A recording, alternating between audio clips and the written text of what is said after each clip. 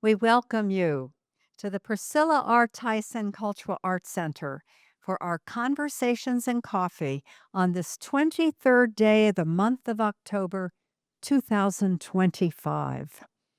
We're delighted to have with us today photographer John Remy, who believes the road ahead beckons, the Shoreline Sentinels. John, welcome. Y'all stand up there so we can say, yay. You follow the lead of the road ahead that beckons you. And as a result of this following, your photography has taken you to 43 states, 6 Canadian provinces, as well as Denmark, Spain, and Italy. And John is a retired, multi award winning broadcast journalist. Honors for John include 2 Best Reporter Awards and 2 Best Newsroom Awards for his coverage of the news in Iowa, Nebraska, Wisconsin, and Ohio. Whether on the streets looking for a story or on the shorelines of North America, John manages to capture the details that many others tend to miss. It is that style that has transitioned him from the coverage of breaking news to a more relaxed lifestyle of getting the best image in his viewfinder. John is a native of Pittsburgh and a graduate of Creighton University. He resides with his partner, Kathy, in Pickerington, Ohio. Reviews for John include that of Elenia Shearer, who shares, John was one of the greatest men I ever worked for. I wouldn't be who I am today without his guidance as a news reporter. Cindy Morris shares that John is the type of person you can count on to get the job done, no matter what the task is. He approaches it accurately and effectively. He's a professional, knowledgeable, and is very personable.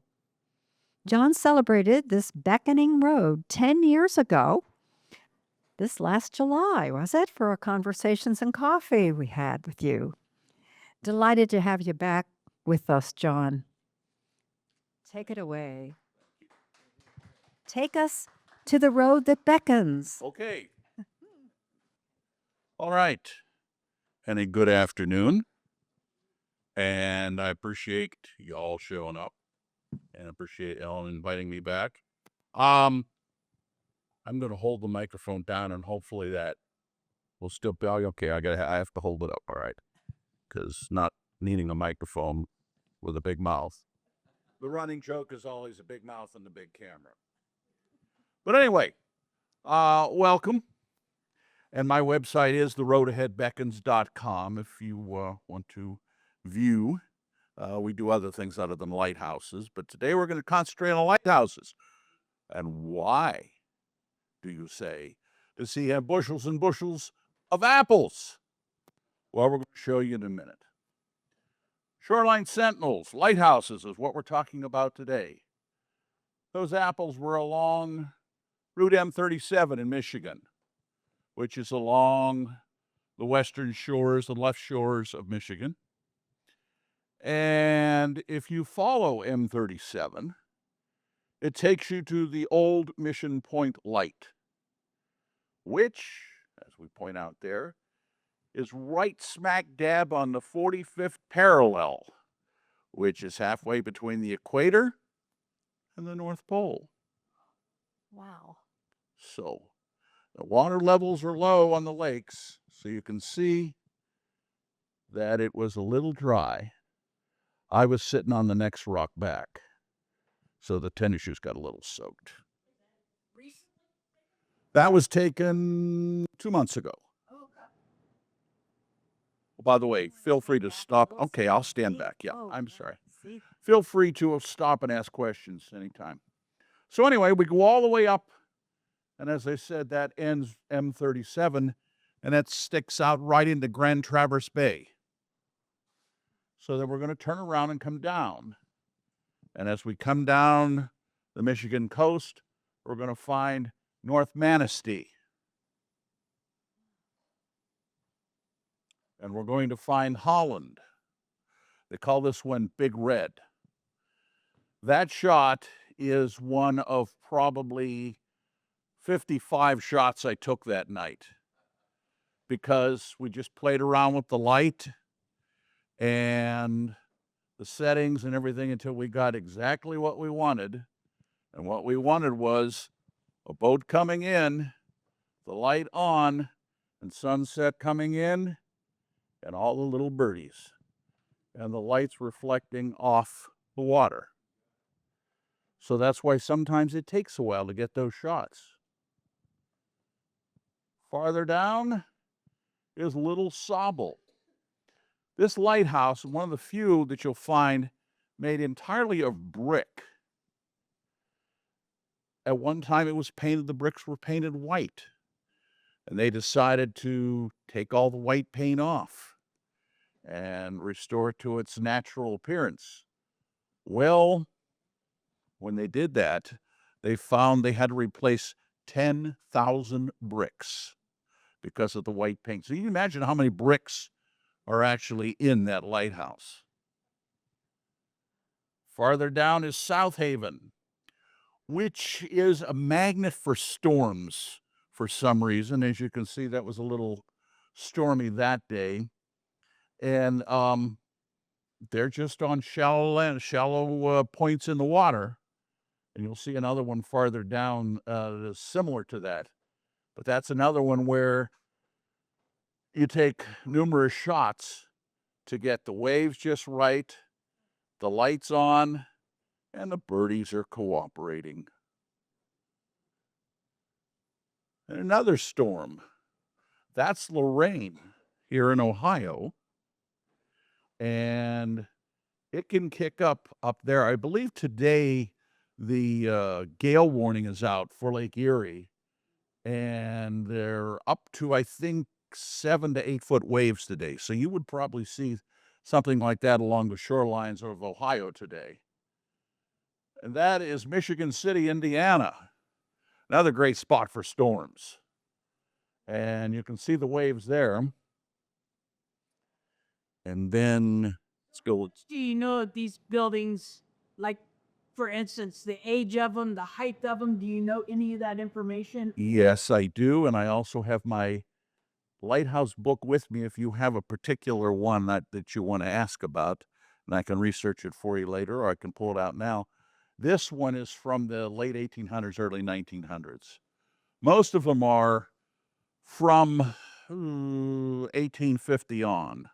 It just depends on where it was needed and what shipping was going on at the time. People living in any of these? I'm sorry? Are any people living in any of these lighthouses here? Some of them, yes, but mostly no. There are a few lighthouses that have guest keepers in the summertime. Big Sobble in Michigan does that. They have a program where you can go and be the keeper for 2 weeks. There's one out in the middle, and I do mean out in the middle of Lake Huron once you get past Mackinac Island. That's the candy cane red striped one, if you've ever seen the pictures of it.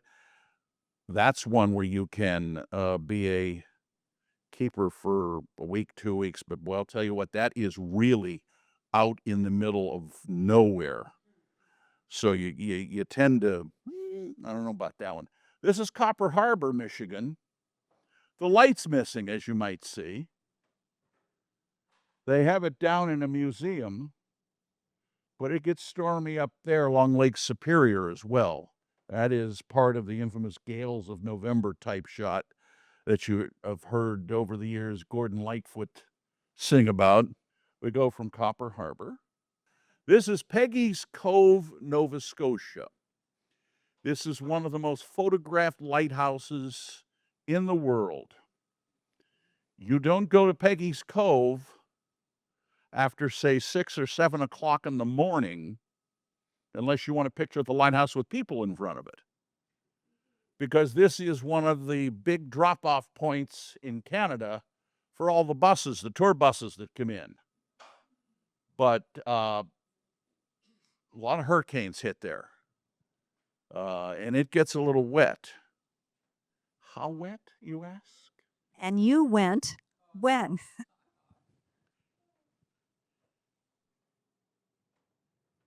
You might recognize the long hair. That's me.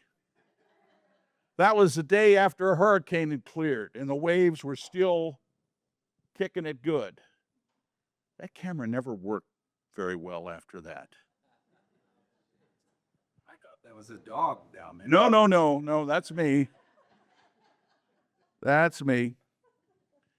And of course, there is the cold, where we go to shoot sometimes. This is off of Holland, and I'm standing on top of Lake Michigan. It's frozen. This is up in Alaska, the Matanuska Glacier.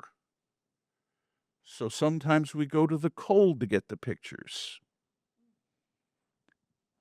And then, this is the one I call walking on water, because literally it is washing up on the shores. This is Grand Haven, Michigan, and I'm heading out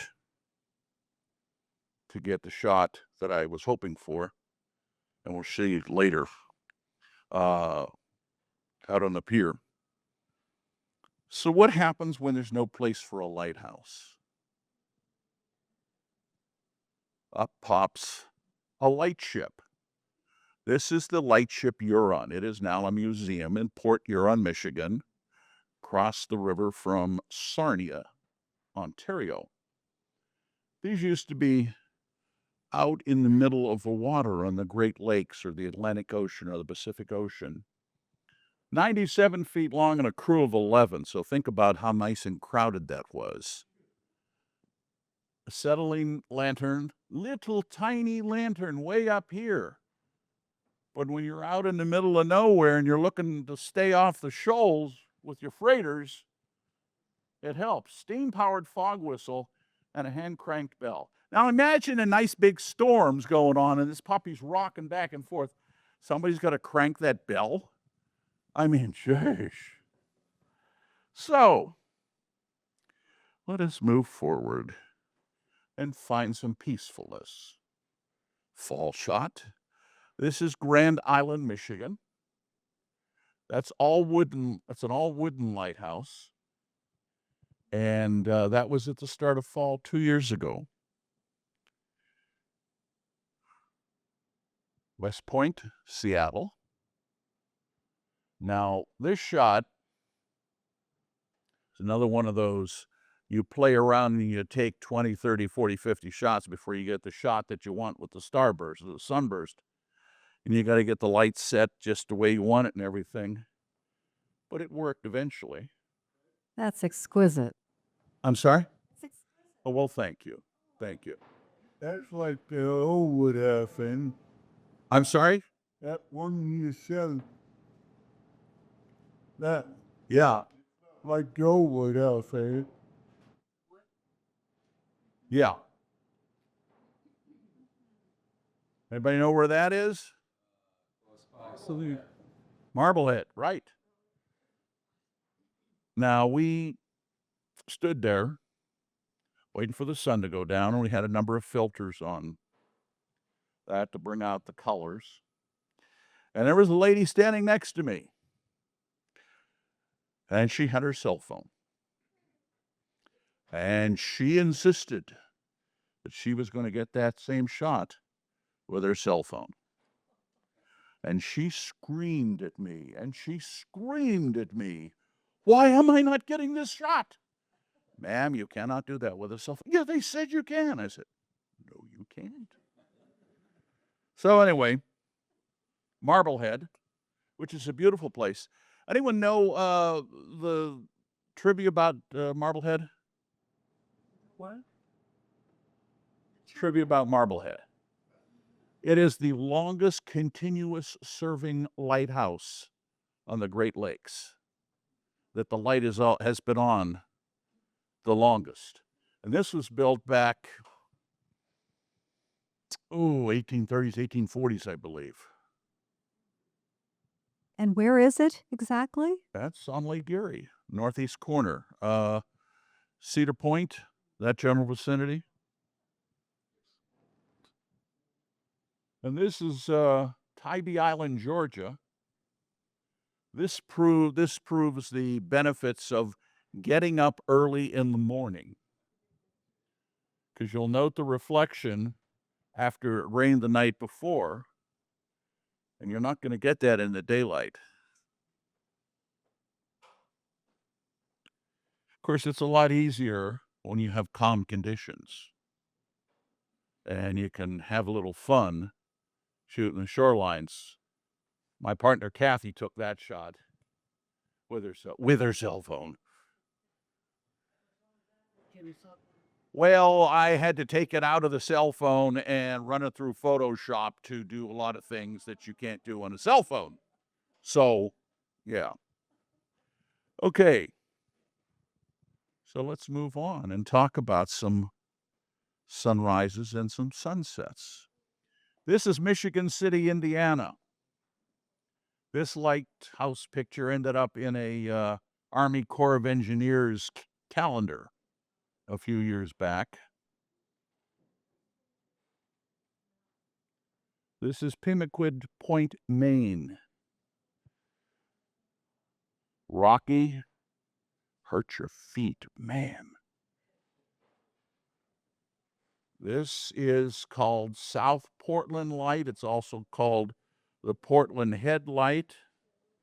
This one I came out of, and we were up at 4 or 5 in the morning to get there. And all these rocks, you see all these rocks down here? That's where I was, down there. When I came out of there, my feet were so full of mosquito bites because of all the swampies down there. Yes. Too, because It's very down Yes, very slippery. there. Almost fell in. I've fallen in a few times, yeah. And it's full of mosquitoes. I mean, just waiting for you. They're just, This is Peggy's Cove again. And again, this is one of those ones that you shoot at 4:30, 5 o'clock in the morning. Yes, sir. Is that up by north, or is that Northeast, Canada? Maritimes, yes. It is the I've been to so many places I keep remembering. Halifax. It's north of Halifax, yes. Yeah. It's cold up there, but it is absolutely gorgeous. And this is the time of the year you want to be up in Nova Scotia. The trees are phenomenal, just absolutely beautiful, as is the sunrises, as are the sunrises, I should say, along Peggy's Cove. And again, this is a shot that you get early in the morning. You don't get this shot during the daytime because of all the crowds coming in. And this is what happens when you stay up at night. You get the northern lights. Over here in the corner is Copper Harbor Lighthouse, but the light now comes from a big light standard that is posted there since they took the Fresnel lens out. But you'll get northern lights on good nights in Michigan. And then if you hang around and stay out long enough and it gets dark enough and there's no northern lights, you get stars and stars and stars. But that's a long exposed shot and then run through Photoshop several times too. What does that mean, a long exposed shot? What? The lens is held open long so that more light can come through. Yes, sir. How do you get this photo without the spinning of the light? Well, it depends. If you leave it open longer than I did, you would get the spinning of the light. I closed this after probably, I'm going to say 30, 45 seconds. Okay. So that's why I did not get the spinning of the light. John, those are individual stars, every little. Those are individual stars that you Yes. see everywhere. That's the Milky Way, yes. My goodness. Yes. Okay, so we're talking skies. Let's transition into some sky shots and visit our friends in Canada. Love that sky. That was one of those ones where you just said, yes, thank you. Point Clark, which is an imperial lighthouse in Canada. There's only 7, 8, 9, 10 of those particular labeled kind of lighthouses. Just something, some formality they had years ago when they were more of a British colony type thing. But that's called an imperial. It's called an imperial lighthouse. Yes, sir. That was like the old brick house, wasn't it? Yeah, this one's made of stone though. This one's not brick. I really like how you took the photos with the clouds going in, and it gives a really nice skill into that photograph. Thank you. Thank you. Yeah, and is this the whole thing we're doing is? Thank you. This is ready for this one. This one is called Cape Croker. Croker. This is one of those ones you ride a ferry out on to an island, and then you drive 7 miles on dirt road until you come to Cape Croker. An unusual light. This has a beacon, and we'll talk shortly about lights and the different kinds. That has like an airport beacon now that is used. They took the original lens out of it. And where is that? That's Cape Croker. That's in Ontario. This one's called the Big Tub. It's in Tobermory, Ontario. That was one where I had to fight people who did not want to move. Yeah. Yes. Do you know how many lighthouses there are across the country or just within the United States? I don't know how many there are across the country. There are 335 or 337 lighthouses on the Great Lakes. I know that. That's the Big Tub near Tobermory, Ontario. People did not want to move. That was one of those ones. Really beautiful sky there. Yeah, the sky was wonderful that night. You did really good on that sky. And what is the average age of these? They're probably 100 to 150 years old, most of the lights. Before we had all the electronic ways of communicating, Well- the lighthouse was the way. And we'll talk about that in a moment, too. So when one of these lighthouses is no longer functional or whatever, what replaces it?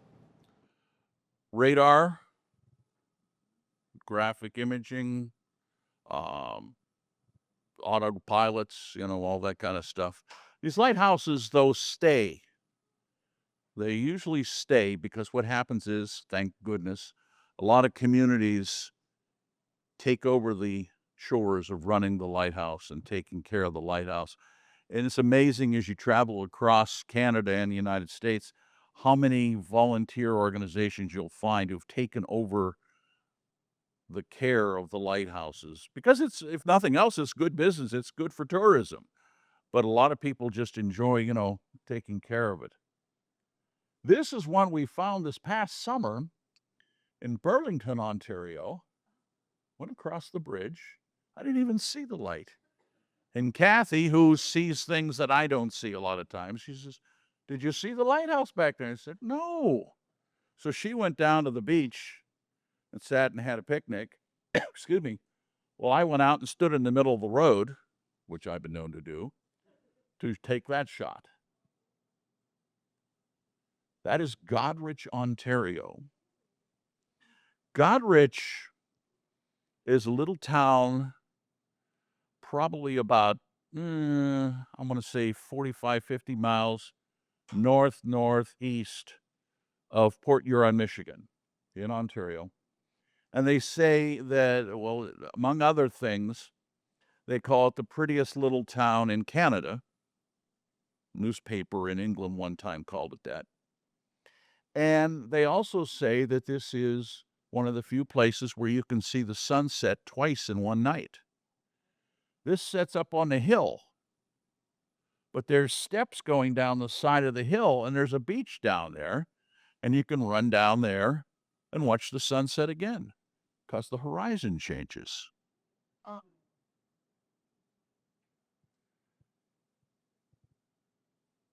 Okay. Couple of others.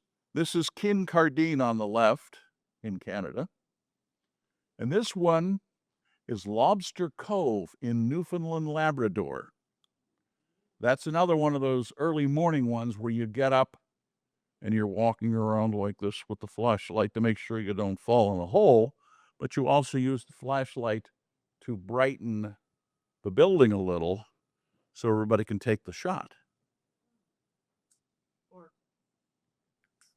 And this is Southampton.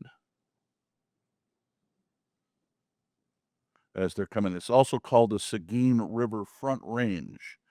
And we'll talk about front and rear ranges in a minute. So let's talk lights.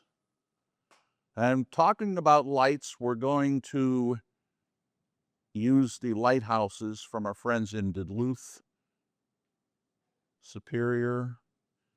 Duluth is in Minnesota, of course. Superior is in Wisconsin. But they have 5 lighthouses in that town. I was like, that's not fair. You can't have 5 lighthouses, but they do. So, what different color lights? Well, the red light, which is the outer left in Duluth. Red is for narrow bays and ports. Red is for, obviously, emergencies and danger. It's usually on the left side. And they use red to distinguish from the background lights around it. There's still a lot of white lights out there. On the left side. On the left side of the harbor coming in. We'll explain that in a minute a little bit more. The white lights usually flash an ID and Morse code sometimes. They're also designed for distance visibility. But again, those lights get lost sometimes in the skyline of a city behind it. If you're coming in off the lake or something and you're looking for lights and you're looking for a light to guide you in, you might get lost sometimes because of all the white lights out there. Yes. They have horns on there too. They have horns, they have foghorns, yes. Green lights, again, narrow bays and ports. Green means go, of course. And again, it's used to distinguish from background lights. That is the right side of the harbor coming into Duluth. Now, range lights. When you're out in the middle of nowhere in the middle of the lake and you're coming in and you got your big freighter here that's 1,000 foot long and you want to make sure you get into the harbor and you get in there just right so you don't hit something, that's why they have range lights. The one on the left is South Weymouth. The one on the right is the Wilson Channel on Lake Huron. What they do, what the freighters and the boaters, fishermen do, see these stripes? And you see the lights too. And these lights stay on during the daytime. You line up the front of your boat or your navigation equipment, whatever you do, with these red lines and these lights. And that is a straight shot, supposedly, into the harbor. And if you follow that course, supposedly, you won't run into anything. Okay. Now, the kind of lights in a lighthouse. The one on the left is Barcelona, New York. The one on the right is the range lights, one of the range lights in the Wilson Island chain in Lake Huron. What do they use to keep the lights going? Well, years and years and years and years and years ago, they didn't even have a top on the lighthouse, and they had coal or wood fires, like a campfire on top of it, and they would burn, which of course didn't work too well in storms. They actually had candles. They fueled lights with whale oil or kerosene. And the one that, and I have never seen any other light anywhere else, but this one in Barcelona, New York, used to be fueled by natural gas.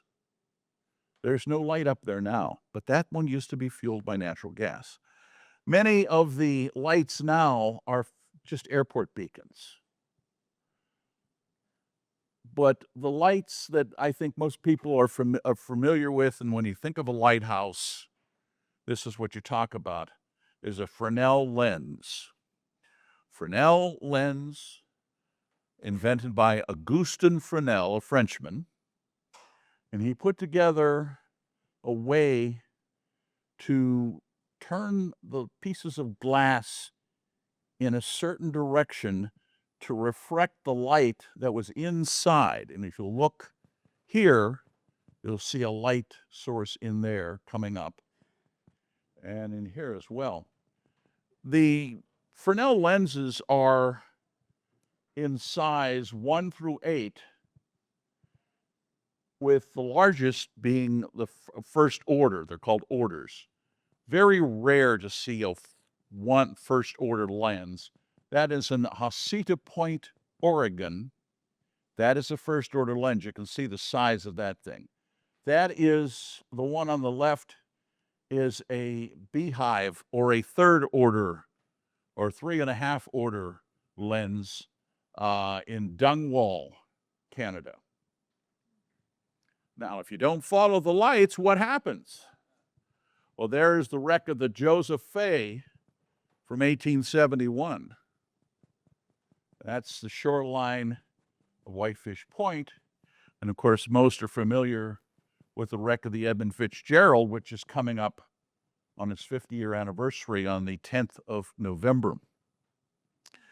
Although in their case, it wasn't they couldn't follow the light, they just hit bottom. And that ended up sinking them. So, lights of Ohio. Ohio has a number of lighthouses, some of them torn down, but there are still some standing. That includes Port Clinton, which has been restored and moved to a public park. And if you wait around, you can get Port Clinton in a different light. That's Marblehead, as we showed you earlier. And you truly capture the light. That's the, yes, and we'll talk about how we do that. How do you do that? We do that by, number one, determining how much light we want to let into the lens. But number two, we also use various different filters. The Koken filters, they're called, and they are square pieces of either glass or plexiglass, and you pull them down over the front of the camera lens. And what it does is it allows you to shoot at different light levels. I'll have they're gradual filters. They're called gradual neutral density filters. And you pull them down there, the top of them are dark, the bottom of them are very light. So if I'm taking this shot, I probably have the lens pulled down to about here, and in my lens, the filter, I should say, and my lens down here is clear. It's shooting through a clear piece of that gradual filter. But up here, it's shooting through a very dark, smoky gray. And so that enables the different colors to come out. It's all about refracting light and all that. And don't ask me, I don't understand it, but it works. But that I use a digital single lens reflex Nikon D750. There's another Marblehead shot. That was a very cold night. That was one I wish I had gloves. And there's another Marblehead. That is Huron. There are a number of lights similar to this on the Great Lakes you'll see, excuse me, they're kind of like preformed cast concrete. And there's another one of the same. That's Cleveland. Cleveland has 2 lighthouses. That's Ashtabula, which is in very sad shape. But from what I understand, they're getting ready to restore it. Does it still light up? As far as I know, yes, because there is a channel. There's a lot of industrial work in Ashtabula that the boats come in and out. This is Lorraine. You saw that one shot earlier. That's what happens in the wintertime up in Lorraine. It gets cold and it snows. And that's November. That's what it looks like in November along the Lorraine. Lighthouse that this says had kind of looks like something like had Mackinac. Yes, very similar to the Mackinac Light, yes. This is Fairport Harbor. Fairport Harbor in Ohio has 2 lights as well. This is the old one, and that's the new one. And with that, we'll finish up with Vermilion, which is a restored lighthouse. Then we finish by saying thank you. And we finish, since we're coming close to the holidays and Thanksgiving, we finish at the Keeper's Table in Presque Isle, Michigan, and the old Presque Isle Lighthouse. And I thank you.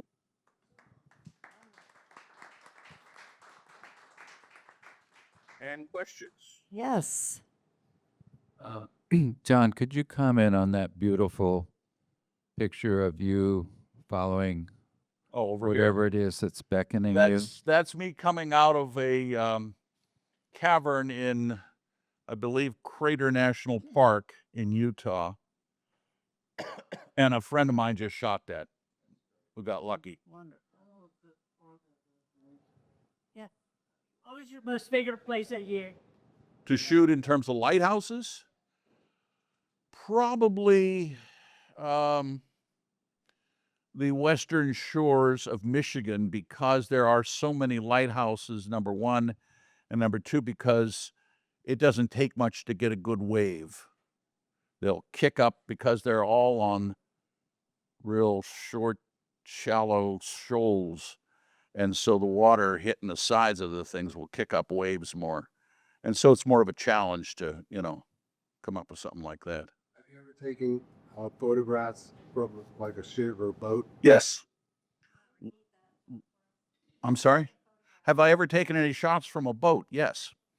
And I don't have the picture with me, and I looked, and I looked, and I looked through my 7 external hard drives on my computer, and I couldn't find it. Once when I was a reporter, I was out with the Coast Guard in Lake Erie. And if you've ever seen this lighthouse, you'll know what I'm talking about. The Toledo Lighthouse is one of the most absolutely gorgeous lighthouses that most people never see, because it is way, way out at the end of the Maumee River where it joins Lake Erie. And so here is this beautiful little gingerbread-looking structure. Nobody sees it unless you got a boat and you go out there. Well, I was out with the Coast Guard once, and I did get a shot. So the other way, from the air, you see. You could see it from the air, too. What's funny about that is they have dummies in the windows to scare away vandals, to make people think that there's actually somebody in the lighthouse. Any other questions? So can you go into the height and width of some of the larger lighthouses that you've been to or seen? I'm sorry? Can you come with size, whether height and width of the lighthouses that you have photographed? Do you? Oh, the heights, they're all generally about the same ballpark. What they do is they put them up on higher points of land. In terms of photographing them, it's funny. I was looking on Facebook, it's either yesterday or today, and they had to post to people to stay off of the breakwaters going out into Lake Michigan. Don't go out and take pictures with your cell phone because you'll get washed away and swamped in. I have a couple of big lenses, and I'll sit on the sandy shores and plop my big butt down and just shoot with a long lens and get what most people will get with a short lens. One house is an actual residence or living room. I don't know. Other than the ones that have the keepers who come in like for vacation for a week or two a year in the summer, The Coast Guard runs a few of them, but I don't think there are too many where people actually live in them anymore as a permanent job. I mean, it's just resident. No. Very few. Very, very few. Yes. How long did it take to comprise this body of work? Was this a year? All these? Oh, I don't know. I've been shooting for 25, 30 years now, so Has it been among that subject matter? lighthouses are one of the things I like to chase. I always joke that I can run faster than the lighthouses, you know. If you go to my website, theroadheadbeckons.com, you will see plenty of other things besides lighthouses. I just talked with Ellen today, and she says, "What are you going to shoot?" And I said, "Well, we'll talk about lighthouses. How about that?" So last time we talked about the northern lights and polar bears up in northern Manitoba in Canada. So This yes. is not a question, it's a comment. And when you showed the Huron lighthouse, Yes, I have a picture of me sitting on one of those stones in 1956. they've been there for a while. Yeah.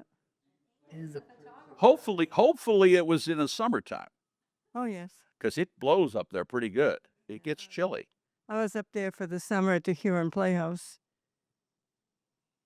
That's Yes, ma'am. Have you ever been to the Cape Hatteras Lighthouse? I have. Years ago when I was a child, which is years and years and years ago, Yeah, our parents took us there, yeah. I've been there. It's black and white spiral. Black and white spiral. It's like the tallest lighthouse in the United States. And what's interesting about that lighthouse is they have moved it back. They put it on rails and moved the whole thing back. I don't know how many feet or miles to get it away from the shoreline because the Shore under was disappeared. starting to rot and wash away. I thought that was a pretty cool lighthouse. It is beautiful. Yes. Do you plan trips around the subject matter day, or do you Oh, plan trips around subject do I matter plan you want to trips? photograph? I don't know. We're talking about next week going down. It's in terms of planning. Next week we're going to a wedding this weekend in Indianapolis, and no, I'm not going to shoot pictures. But when we're done there for Monday and Tuesday, or Sunday, Monday, Tuesday, we're going to leave Indianapolis. We're either going to go north and follow the Michigan coastline and shoot some stuff up there, hoping there's waves, or we're going to go south and go into southern Indiana and shoot covered bridges. It's going to be determined in terms of planning. We plan, are we going to have waves on Lake Michigan? No waves, no waves. Okay, down south we go. And we shoot the colors along with the covered bridges in southern Indiana. So what is your favorite topic to? To take pictures of? Whatever I'm taking a picture of. It's you know, I had a wonderful time 20-some years ago up in northern Manitoba, probably about 50, 60 miles south of the Arctic Circle in a little town called Churchill, if you've ever heard of it. It labels itself as the polar bear capital of the world and the Northern Lights capital of the world. They have an average of 300 days a year of Northern Lights, some stronger than others. I had a wonderful time there. It was 30 below zero because it was in November and it was snowing, but we had a wonderful time, you know. The favorite favorite thing is where there's a challenge. The running joke is, John, you got wet. Well, of course I got wet. I'm out there, you know. If there's a challenge, the waves are crashing. I have to walk someplace funky over slimy rocks to get there, or something I can tell a story about later, or make up a story later, you know. Hey, did you get to shoot some polar bears? Yes, we shot polar bears. Can you bring up websites on here? No, okay, I could show you. Go to the roadaheadbeckons.com, and there are polar bear shots. We got a lot of them. How close can you get to them before they? Not very close. Shooting polar bears is an interesting thing because, of course, they'll come right over and take your arm off. They are large individuals. In the town of Churchill, they have what's called a polar bear jail. And the bears wander into Churchill like we have deer wander into our towns around here. Bears just go waltzing down the street. You don't walk from building to building.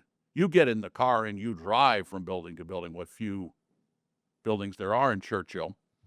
And because the polar bears are wandering aimlessly. The big signs up, toll-free number, call this, if you see a bear, they'll come out and they will tranquilize the bear. They'll put in a big net with a helicopter, take them up, pick them up, take them over to the polar bear jail. And then they'll keep them there until they're ready to take the bear out, and they'll take them and go north up into the Arctic and drop them and let them go back off. In terms of taking pictures of polar bears, you ride in what's called a tundra buggy. It is kind of like, you remember years and years and years ago before they had jetways at airports, and they had these big things up on tractor tires, big white things, and they drove you out to the airplane and then plopped you down and in. Well, those are tundra buggies. Tundra buggies sit about 12, 13 feet up off the ground on tractor tires. And you have windows, like school bus windows, you can drop down and you can shoot out so the bears don't supposedly bother you, except that the bears do come up to the tundra buggies. One time we had one come right up the side, and we're taking pictures. I'm holding the camera, but like it's going, and he just sat there. Now, sometimes they start tugging on the cables on the underside of the tundra buggy, and you've got to start the thing up to jolt it to get them off the cables, or you're going to be stuck out in the middle of the tundra. So it's an experience. Yes, ma'am. My favorite was Marblehead. Marblehead is a beautiful place to shoot. Yeah. I don't think it gets enough credit in terms of Ohio and tourism. I think when people think of tourism, they think immediately of Hocking Hills or Cedar Point or something like that. And Marblehead is a beautiful place, and the state has done a good job of making it a beautiful park around it. And it is pretty much wide open, and it's a nice area to walk, just walk around. It's a nice area to watch the sunset. It's a beautiful place. Yes. So the glacier that you had on the screen, Yes. that was in Alaska, is that correct? That was Matanuska Glacier in Alaska. Did you ever go over to the Mendenhall? Yes. Yes. Let's see. Shot of it, but at the oh shoot, where they allow you to look out and stuff. Right. And they had a telescope there, and I took the picture with a telescope with my phone. It turned out really well. And when you go out shooting like this, now since you just don't go walking out, you'll notice and I'm not a camouflage person, but you wear pants that dry quickly. You wear knee guards because you're down in a lot of times rock, or in this case, frozen tundra. You make sure you're dressed for the weather too. In this case, it was heavy. They always tell me I look like a giant blueberry in that one. So it's become known as the giant blueberry. But I'm a moron. Yes, sir. How heavy would you say your pack is? How heavy is my pack? Oh, you don't want to know, really, do you? Right now, it's about 33 pounds. And believe me, when I come back from a trip, my back hurts. Usually somewhere between 24 and 33 pounds. That's because, number one, I carry a lot in the bag. Number two, I carry a lot of what's called good glass. You can get camera lenses at any price, and some of them are very cheap. and they'll get you a reasonably nice picture. But if you get what's called good glass, it's real heavy gauge glass, and it takes a better picture. And so that's why a lot of this stuff is very heavy. Would that be like an all-day trip with your outlets? It varies. Some days, we're driving and we just go here and there and stop. Some days I'm on a formal photo trip, like the Alaska one. We're out for like 7, 12, 14 days, Yes. Whereabouts in Alaska is that? This? Yeah. Somewhere north of Fairbanks. What year was that thing? I'm sorry? What year? Yeah, that's a few years ago.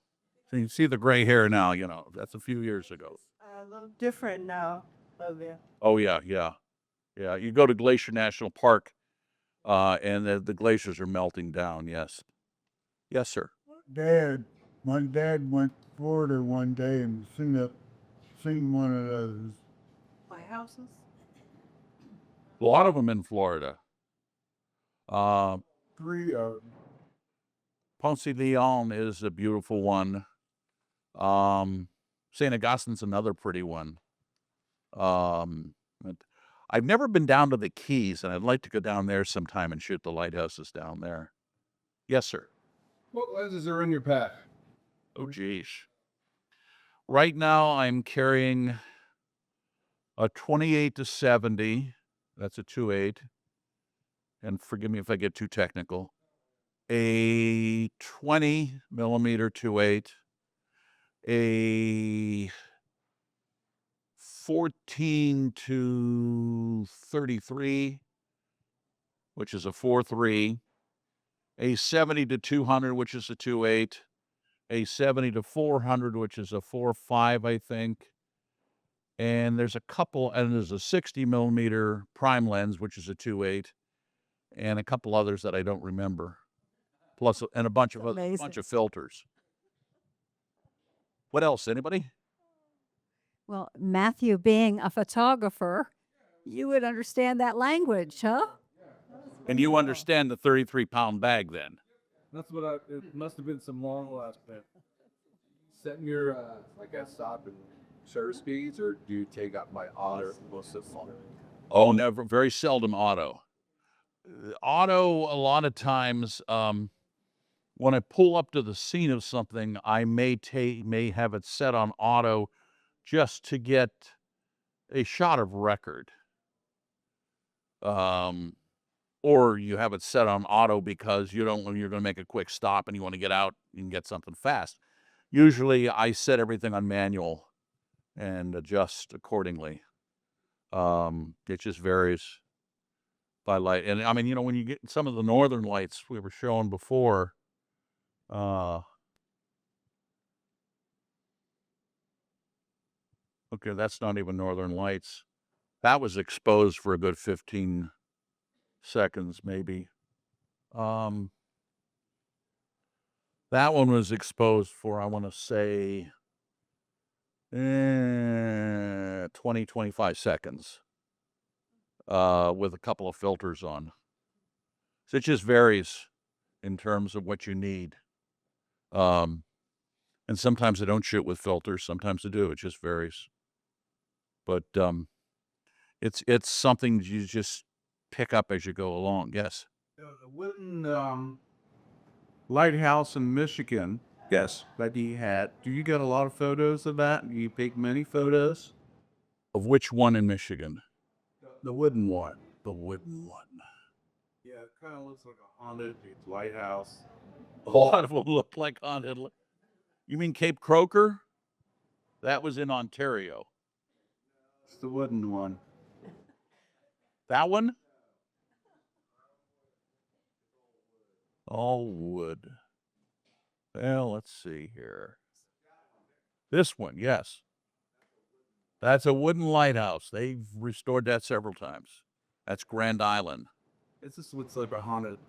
It does. It has that haunted look to it.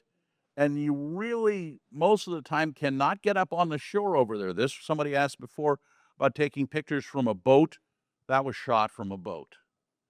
And the way you do that trick is you shoot at a very high speed, usually 1/2,000th of a second, or, you know, little, maybe down to 1/500th of a second, or, you know, even higher, 1/6. It depends on how fast your camera moves. But that will compensate, along with the little button that you push on your lens that provides a little shake in the lens. That will compensate for the rocking of the boat. And the technology is growing faster every day, but and different brands of lenses and cameras, they call their, what I call an anti-shake device, something else. But basically, the lens is built with an anti-shake device that you turn it on, and when you take the picture, inside the lens, the camera vibrates a little, and it kind of counteracts whatever kind of move is going on. Like if you're on a boat and you're rocking back and forth, or you can't hold the camera steady because you don't have a tripod or something, that compensates for it. So sometimes it makes you look better than you really are. It says that the lighthouse has got a certain feeling with the trees around it, yeah, this and that. Me being a artist on canvas, you know, always kind of like that. A lot of photos from that, you know. How many photos did you get from that? From that, oh, I don't know, 25, 30. I've seen that one where the whole background is of different colors, the leaves. I think this was like the last week of September when we shot it. But I've seen that where it's just a carpet of different colors. Yes, ma'am. I think I'm done, right? I'll tell you, the way you have combined this gift of being an artist with the science of mechanical engineering, amazing. I make it up as I go along. You compensate a whole lot. It was wonderful. Thank you. Thank you, thank you, thank you, John. Oh, The website, which is theroadaheadbeckons.com, you can look at my other work besides lighthouses if you like. yeah. And also, Mhm. we have calendars if you'd like to buy one. They're available. Or you can buy one off of the website. Okay, wonderful. And your gift of being a broadcaster truly has been part of our sharing today. Yeah, people going like this. Great. That's a communicator. Thank you, ma'am. Thank you. All right. Thank And- you, folks. And you were so timely too with the warmth that you gave to us and all the sunrises, sunsets. Thank you, John. Thank you. Uh-huh. Great. See you next week. So good to have all of you today. Uh-huh.